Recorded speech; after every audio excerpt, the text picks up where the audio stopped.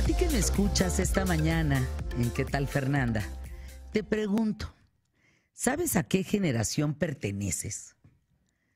Y es que, siguiendo con el tema de las próximas elecciones federales, el 35% de la población juvenil en México está dentro del padrón electoral. Y son ellos, fíjense nada más la importancia que tienen, y son ellos los que podrían definir los resultados en julio. Estamos hablando de la llamada generación centennial.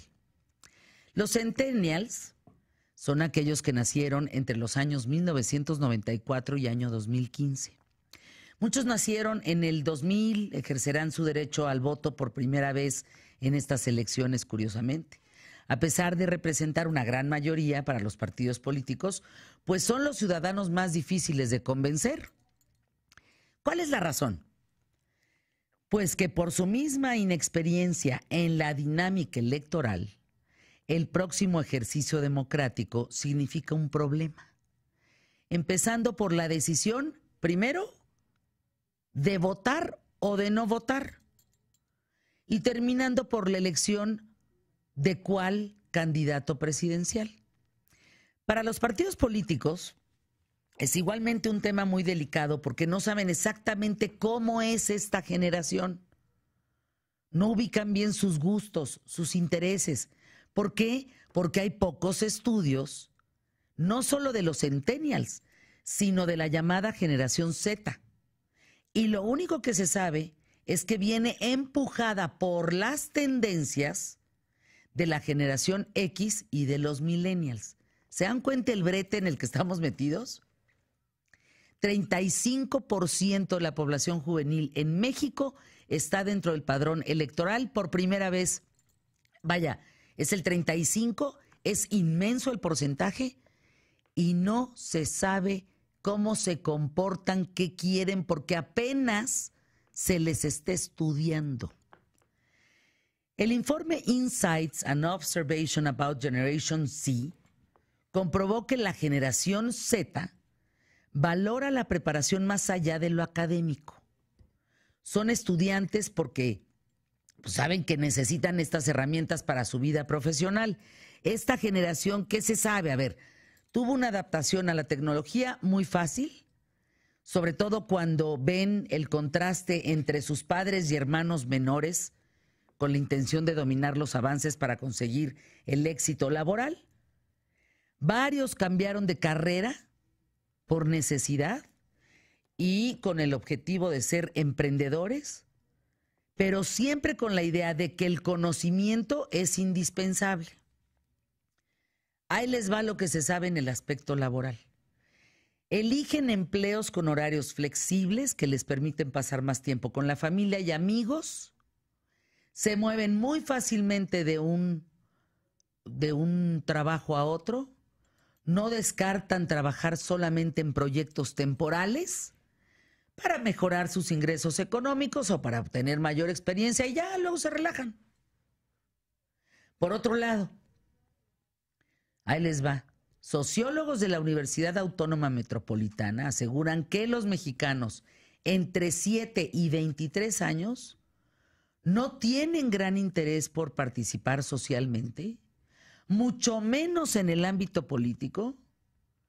Y bueno, pues quedó demostrado en las pasadas elecciones del Estado de México, donde fueron muy pocos jóvenes los que fueron a votar.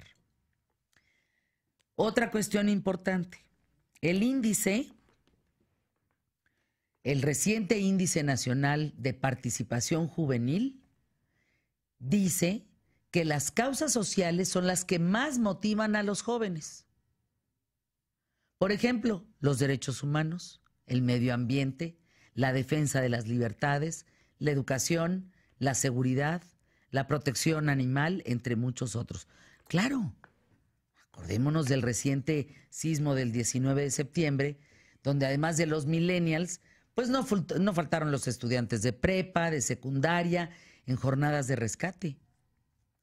Esa es la generación Z. No se identifica con partidos o con militancias, sino con políticos que compartan sus ideales. Y algo muy importante y subrayo, no conocen la historia, no la conocen. Entonces, pues parten de cero, ¿no? En una decisión. No están informados en relación a eso. Estos jóvenes van a votar por primera vez.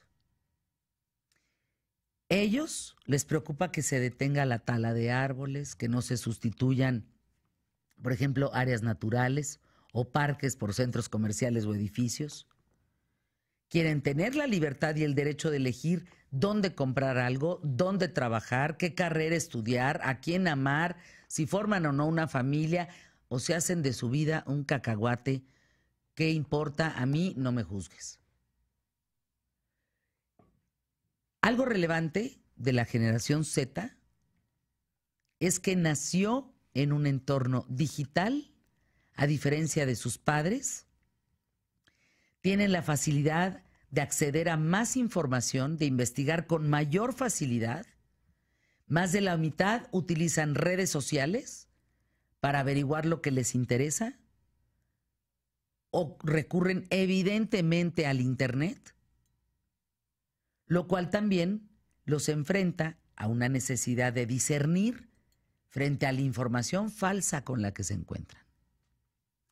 Es un brete lo que yo estoy planteando en este micrófono. No es cosa menor, no es algo sencillo y es un fenómeno que por primera vez va a suceder en unas elecciones tan importantes como las del año 2018 para México. Fíjense, para los menores de 15 años es importante contar con espacios seguros de esparcimiento, acceso a la tecnología. Por otro lado, estos votantes primerizos de 18 años tienen interés de terminar la preparatoria, buscan obtener apoyos económicos para seguir estudiando y en cuanto a los universitarios tienen interés en acercarse a un ámbito laboral. Otro problema más para que los jóvenes se interesen en la política, es que desconocen cuáles son las obligaciones que tiene cada autoridad. Palabras más sencillas, antiinstitucionalistas. Les vale sorbete las instituciones, les vale completamente. Desconoce cuáles son las obligaciones de cada autoridad y miran a todos los cargos públicos como sinónimo de corrupción. Se ha creado un ambiente de tal inseguridad que a veces la policía da tanto o mayor miedo que la delincuencia. Los datos que te presento en este periodismo de vida son productos de estudios de mercados y comportamiento social de los jóvenes actualmente. ¿Te imaginas que el 35% de la población nacional puede decidir el rumbo de las elecciones? Pero también está la realidad. ¿Qué pasa si ese 35% no acude a las casillas a votar y piensa que como su voto no es importante, pues ¿para qué lo emito? O si lo emito en un porcentaje muy alto, no va a ser un voto inteligente, porque no hay sustento en la decisión. Lo que hay es percepción para la decisión de un candidato o de otro. En cifras, 14 millones de jóvenes votarán por primera vez en las elecciones federales de julio de este año 2018. Te pregunto, ¿tú eres uno de esos 14 millones? ¿Ya sabes por quién vas a votar? Por ejemplo, ¿eres papá de alguno de estos jóvenes? ¿Me estás escuchando? ¿Eres mamá de alguno de estos jóvenes? ¿Promueves en tus hijos la importancia de ejercer este derecho democrático? ¿Los vas a llevar a votar o te vale también dos cornetas y dices, bueno, pues si yo no voto menos él? ¿Van a ir tus hijos a votar? Aquellos que por primera vez. Es muy importante este tema. Si el 35% puede ser definido por los chavos, es fundamental este tema. No es menor el rumbo de un país con un voto no informado, con propuestas hacia futuro, con cómo vamos a crecer, cuál va a ser el crecimiento del empleo, cuál va a ser el crecimiento en México en los próximos 6 años, 12 años. No es menor, ¿eh? ¿Tú qué piensas de esto que estoy poniendo el día de hoy en el periodismo de vida aquí en ¿Qué tal, Fernanda? Mi querido Emilio Valles Vidrio, qué gusto saludarte, bienvenida, bienvenidos. Gracias, Fer. Pues sí, es interesantísimo lo que estás comentando, porque al final de cuentas estos jóvenes pues podrían definir el rumbo del país, y eso es muy importante lo que tienen en sus manos, sobre todo que consideren que este asunto del voto nulo, el no ir a votar, nuestra democracia, de la forma en que está estructurada, conlleva a que si un candidato, si 3 personas votan en total del padrón electoral, 3 personas, con esos 3 votos se define la elección. Entonces, por eso es importante que hacemos el llamado aquí a que efectivamente vayan a votar por quien quieran, pero que realmente lo hagan. Claro. Y que ejerzan ese derecho. Claro. Tú, Carlos Armando Rodríguez, bienvenido, ¿cómo estás? Bien, Fer. Fíjate que yo recuerdo que desde que tuve la posibilidad de votar, mis papás me decían, o sea, a veces ya sabes, pues, los domingos que uno no quiere salir, me decían, bueno, ya ve a votar, ¿no? O sea, sí me inculcaron esa responsabilidad. Tenemos que. Sí. Tenemos que votar por quien tú quieras. El voto es libre y secreto. Miren, el momento más importante, nos podrán decir que si este candidato no, que el otro, que sí, lo que quieran, los linchamientos mediáticos en redes sociales, las campañas que tú quieras. Al final, estamos tan solos a la hora de votar. Vamos a entrar a una casilla donde en el instante que tú estás allá adentro, eres tú, solito con tu voto. Podrás decir lo que quieras. Santo y seña. Santo y seña, previo, ¿eh? Pero en ese instante puedes cambiar de opinión, puedes decidir lo que tú quieras, puedes no comerte la torta que te regalaron, ¿eh?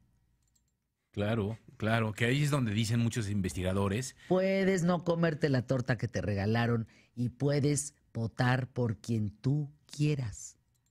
Eso es lo que dicen los investigadores, ¿no? Sí, claro, y que además te dicen que ahí es donde, que justamente muchos de los indecisos, justo cuando están allá adentro, es cuando terminan decidiendo. Claro. Voy a votar por la. Entonces, por eso es tan importante. Por eso es importante saber por quién vas a votar y para qué. ¿Para qué vas a votar por esa persona?